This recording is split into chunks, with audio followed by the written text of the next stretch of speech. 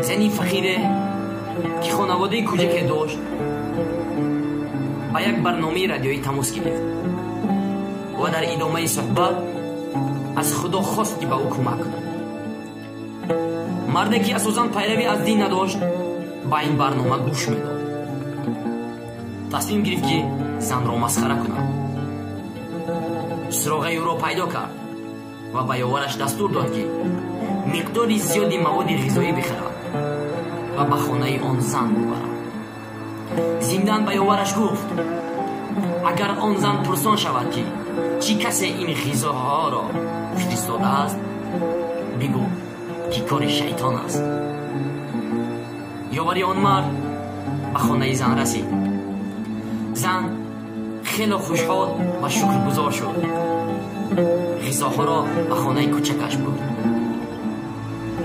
یاوری آن مرد پرسان شد آیا نمیخواهی بدانی که چی کسی اینها را فرستاده است؟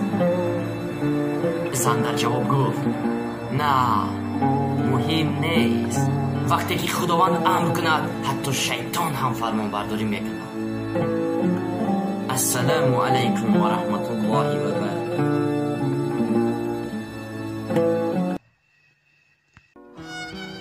مرد قرار داد که پدری پیرش به او خلل میرساند و او را به خانه پیرانسالان برد. پسرکی 5 ساله داشت و پسرکی 5 سالش از پدر پرسان شد پدر جان، آیا تو در خاطر گرفتی که بابایم را به کجا بردی؟